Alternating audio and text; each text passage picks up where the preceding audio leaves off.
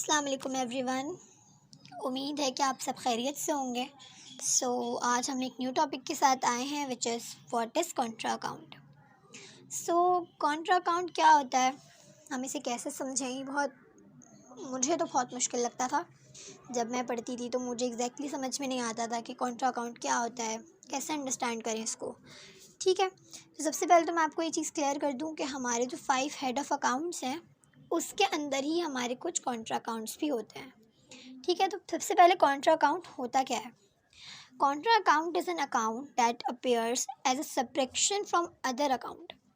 यानी कि Contra account वो अकाउंट होता है जो दूसरे अकाउंट में से वैल्यू को माइनस कर देता है।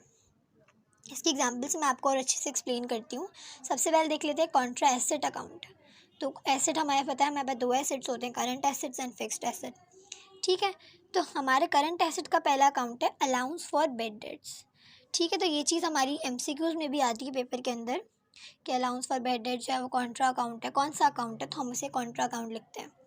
ठीक है, तो कॉन्ट्रा अकाउंट ये क्यों है, कोई आपसे ये क्वेश्चन करे तो आप इसे कैसे एक्सप्लेन करेंगे। Because allowance for bad debts basically होता क्या है, पहले तो ये मैं आपको बता दूँ। अलाउंस फॉर बैड डेट्स कहते हैं कि हमने किसी को उधार दिया।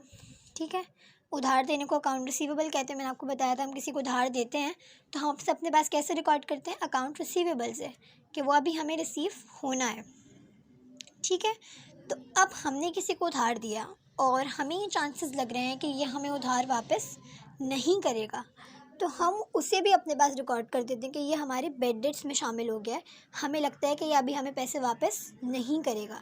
ठीक है, तो ये बैड डेट्स को हम किस में से माइनस करते हैं, अकाउंट रिसीवेबल में से।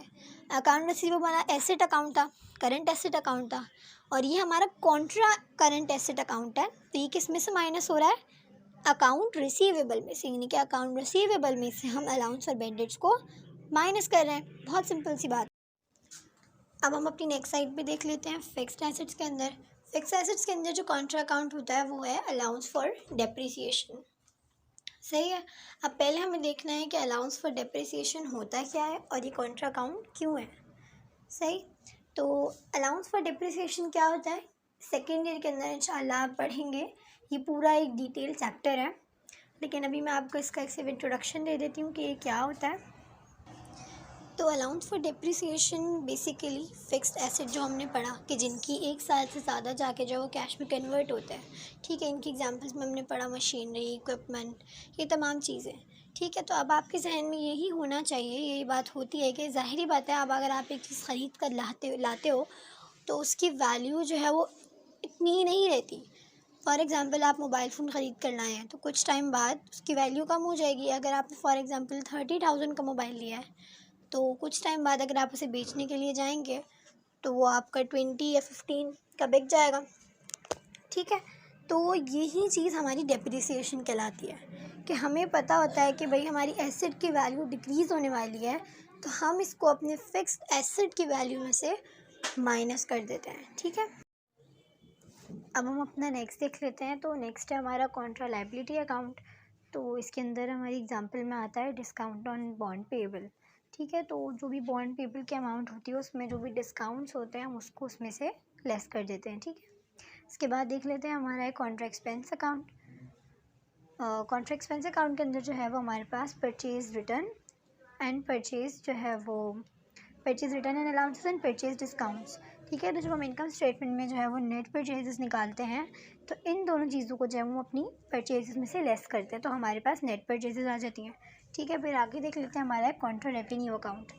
तो कॉन्ट्रा रेवेन्यू अकाउंट के अंदर भी सेम यही चीज़ होती है। इनकम स्टेटमेंट में जब हम लोग नेट सेल्स निकालते हैं तो उसके अंदर जो हमारे पास सेल्स गिवन होती हैं उसमें से हम sales return and sales discount को लेस कर देते हैं तो हमारे पास नेट सेल्स आ जाती हैं। ठीक है, इसके बाद है हमारा कॉन्ट्रा इक्विटी अकाउंट।